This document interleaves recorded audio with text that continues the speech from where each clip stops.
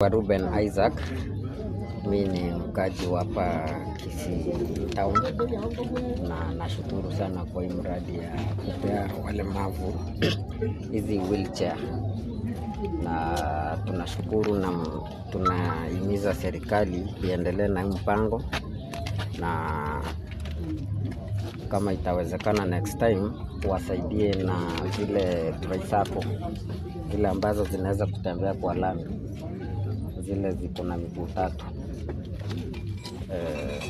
Otherwise tunashukuru. Sisi kama Bethany Kids, kazi yetu ni kuhudumia walemavu. Tumekuwa katika safari kutoka siku ya Wednesday this week. Tumetoka Kijabe tukiwheel wheelchairs na tunaelekea hadi Kakamega. Siku ya jana tuliweza kufika Kisii, na siku ya leo tunapeana wheelchairs hapa Kisii. The aim ya hii kutembea kwetu ni kuhamasisha jamii kuhusu umuhimu ya wheelchairs, na sana sana kuhusu ya kwamba wheelchair si bora wheelchair, lakini lazima ikuwe wheelchair bora. Kwa hivyo hata wale wenye wako hapa leo ni rahisi wakose. Kuna wale watakosa kwa sababu ya kukosa zile wheelchair ambazo zinawatoshea kamili. The other aim ya hii matembezi ya kwenda hadi Kakamega ni kwamba we are trying to raise 20 million shillings to finance wheelchairs za watoto. Wheelchairs za watoto ni very expensive. Moja ni upwards of 70,000 shillings. So tunajaribu kuhamasisha jamii and to raise funds tuweze kuserve watoto wengi zaidi. Hiyo ndio haja yetu. Sasa siku ya leo tuko na around 30 wheelchairs that we are issuing out in Kisii today. Hizi wheelchairs kwa kweli zinarahisisha maisha ya jamii, maisha ya wamama wale wako na watoto wenye ulemavu, maisha ya familia yote. Wakati yule mwenye ako na ulemavu amepata wheelchair ambayo inamsaidia. Lakini penye tumesema, na nimeshukuru sana mheshimiwa kwa sababu wako hapa, wheelchair si bora wheelchair, lazima ikuwe imepimwa kulingana na standards za World Health Organization. Kuna zile standards ambazo wameset ya kwamba wheelchair inafaa kupimwa itoshe mtu vizuri, kwa sababu mara mingi sana sana politicians wetu wanajaribu kusaidia kwa sababu wako na ule moyo wa kusaidia, lakini kwa sababu ya kukosa kuelewa, na ndio maana tunahamasisha jamii yote kwa jumla, kwa sababu ya kukosa kuelewa wanakuja na wheelchairs kama hizi, wanaambia kila mtu chukua yako, alafu saa zingine inafinya mtu, saa zingine inakuwa kubwa, inaharibu mtoto zaidi ya vile inamsaidia. Naitwa James Esopon, County Disability Services Officer in the National Council for Persons with Disability. Siku ya leo tuko na furaha sana, hasa kwa wafadhili wetu ambao wameweza kutuletea wheelchair katika gatuzi letu la Kisii. Tunashukuru sana kwa Bethany Kids na pia Mheshimiwa Honorable AC Otimeri kwa kuweza kuwa pamoja na walemavu.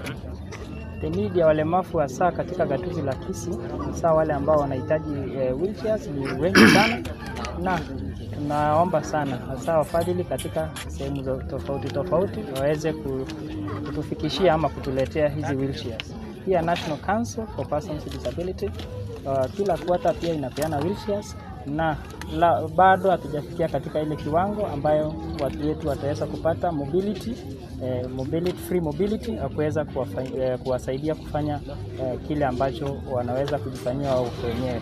Kila mtoto kulingana na katiba ya Kenya anastahili kwenda shule, na ni kosa ama ni hatia kwa mtoto kutoenda shule. Hivyo mzazi yeyote anastahili kuhakikisha mtoto ameenda shule. Mtoto mlemavu kuenda shule lazima kwanza afanyiwe assessment by the Special Needs Education, which is under the Ministry of Education. Kutoka pale kuna usaidizi ama scholarship that are usually being launched ama zinapeanwa na National Council for Persons with Disability kila mwaka.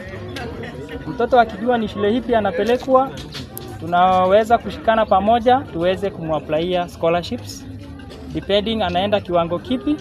Kama ni kiwango ya kuenda grade 10 which is the senior secondary, tuko na partners pia ambao tumeungana nao kama Kenya Pipeline Company, KCB, tumeweza kuungana na wao na huwa wanachukua watoto walemavu kuweza kuwasomesha.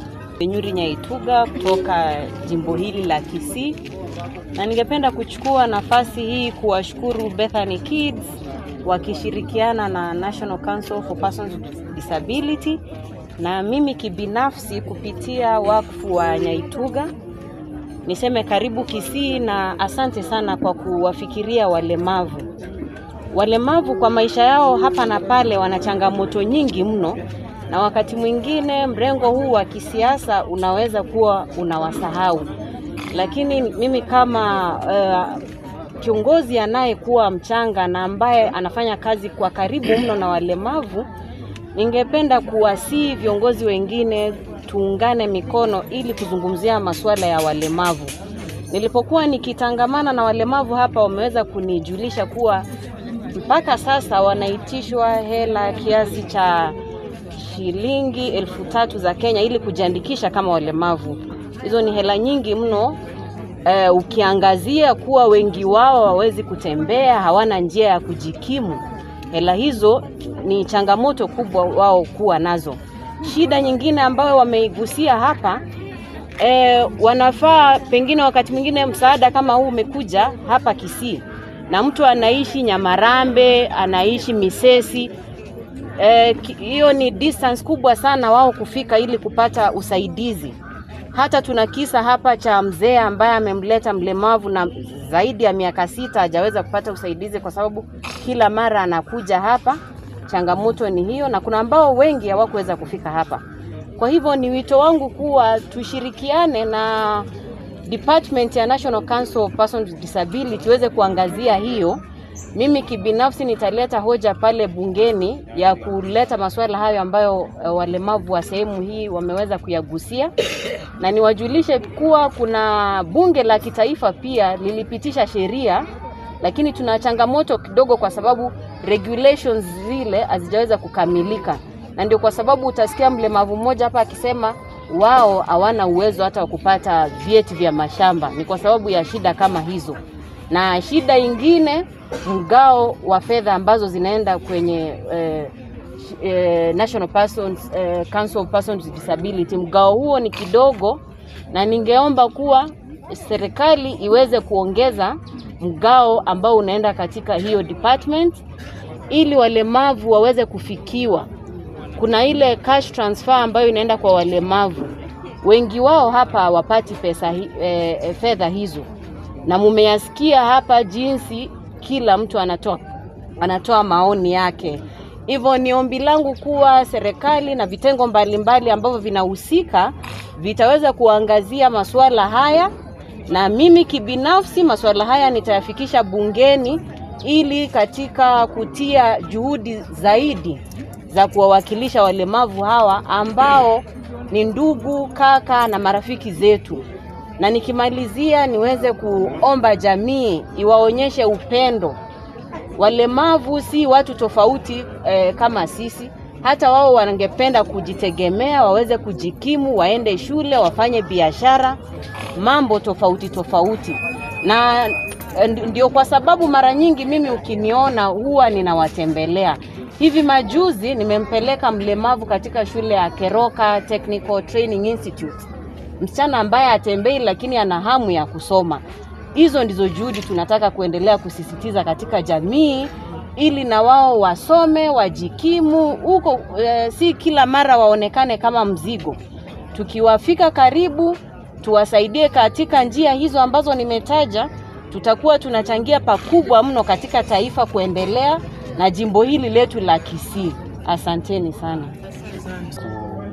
Kupartner na jamii yote kwa jumla, walemavu wenyewe wakiwa included. Tunajaribu kupartner na other organizations like the National Council, which is a government body.